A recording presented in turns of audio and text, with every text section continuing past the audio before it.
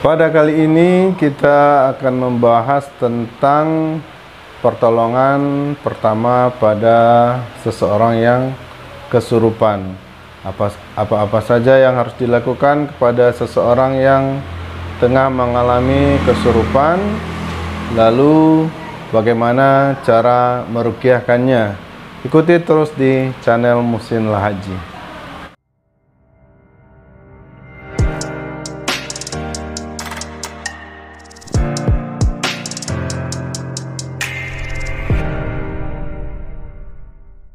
Assalamualaikum warahmatullahi wabarakatuh. Sahabat semua, terima kasih yang terus mengikuti channel Muhsin Lahaji.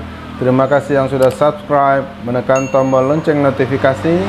Karena dengan demikian, sahabat berarti turut membantu channel ini terus berkembang. Jangan lupa komen, like, dan share. Karena dengan demikian, sahabat dapat mengikuti inspirasi-inspirasi positif di channel ini.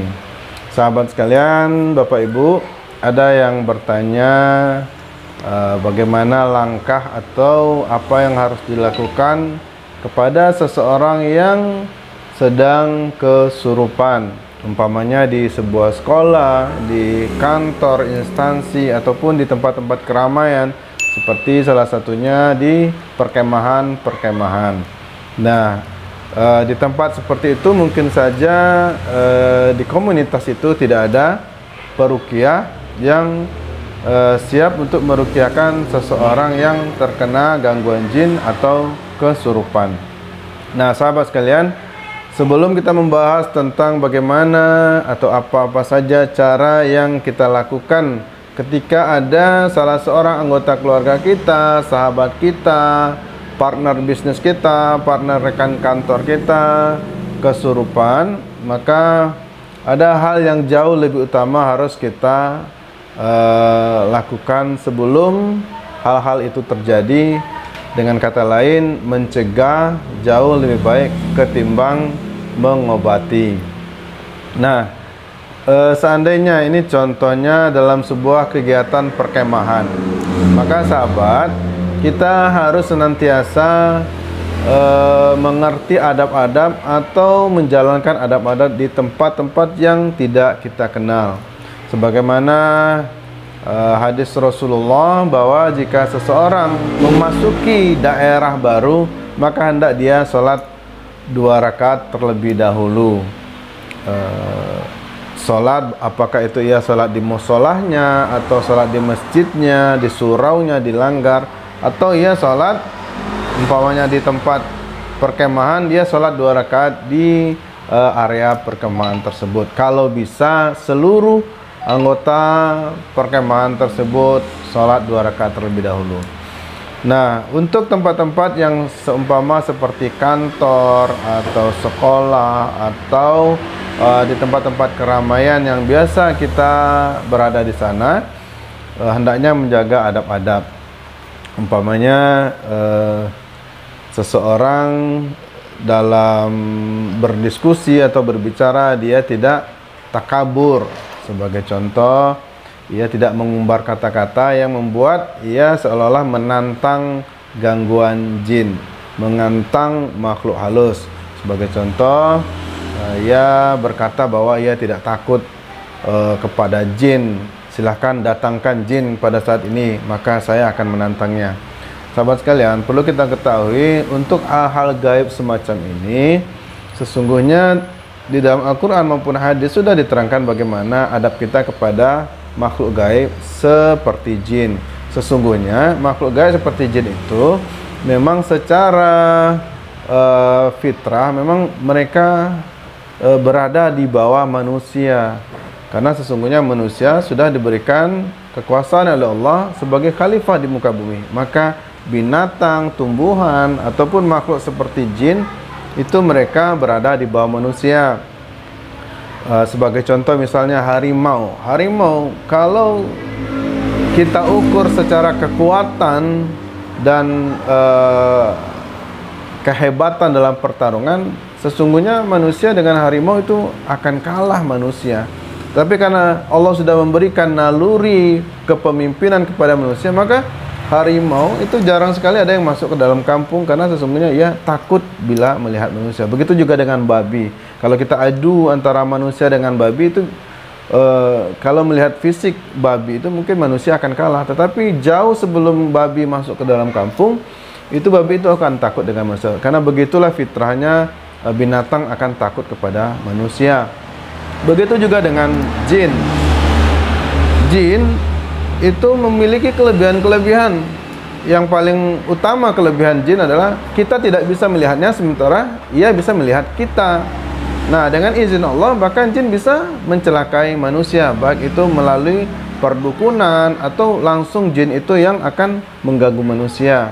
Tetapi pada prinsipnya seperti hewan tadi, jin itu dia akan kalah mental oleh manusia jika sebenarnya manusia mengerti dengan posisinya sebagai manusia, sebagai khalifah di muka bumi. Maka tidak pantas seorang manusia takut berlebihan kepada jin.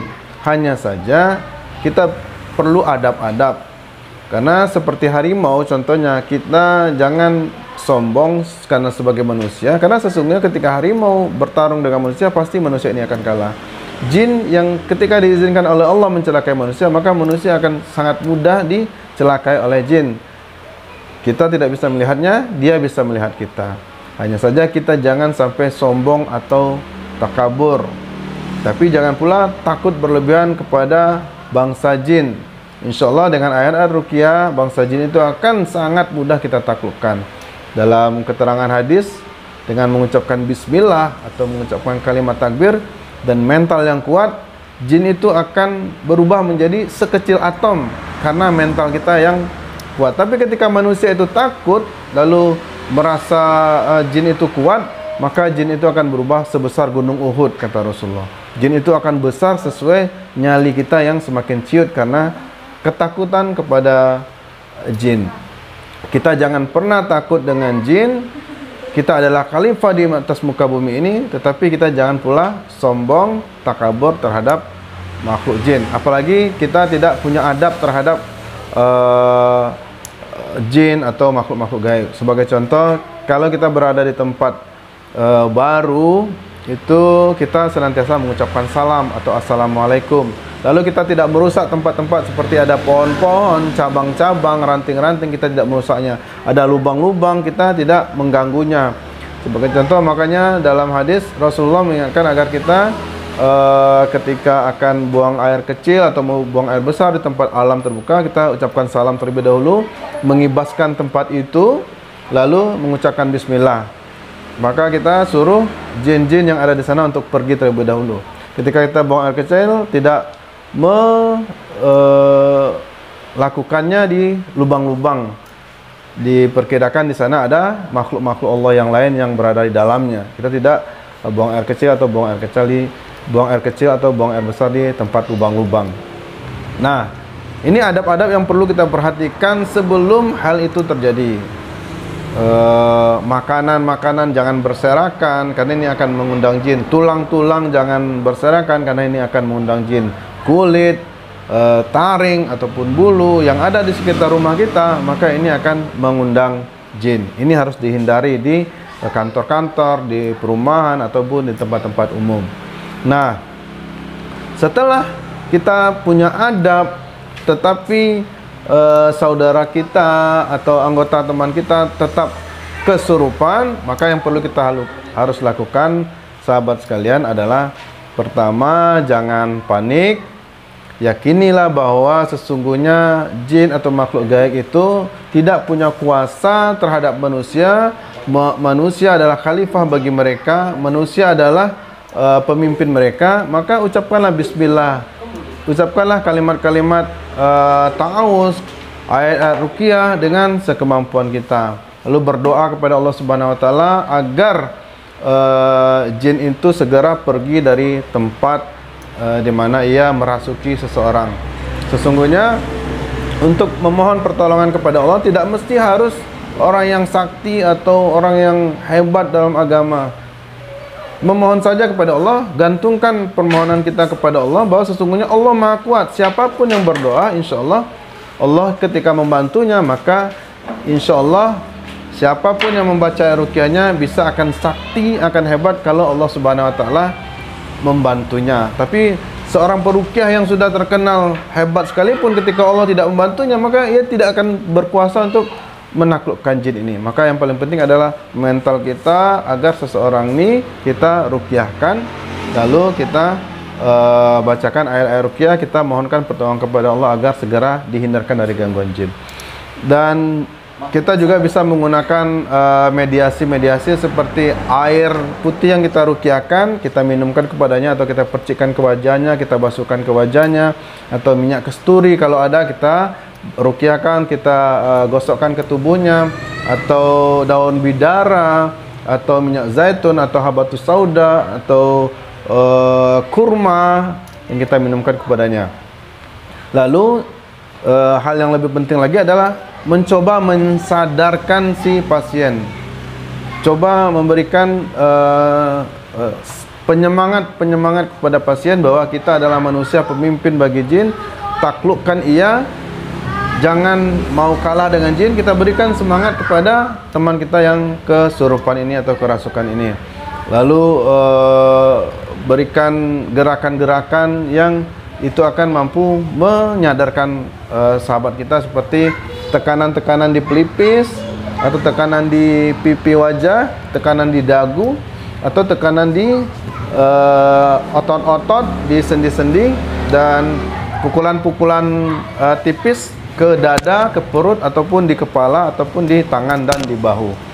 Mudah-mudahan informasi ini bermanfaat buat kita semua. Kalau sudah sadar si pasien, berikan kesadaran kepadanya bahwa mungkin ada kelalaian-kelalaian yang menyebabkan ia kerasukan, atau ucapan-ucapan yang tidak pada tempatnya, atau adab-adab yang tidak ia lakukan semestinya di tempat-tempat baru. Wallahu a'lam bishawab. Assalamualaikum warahmatullahi wabarakatuh.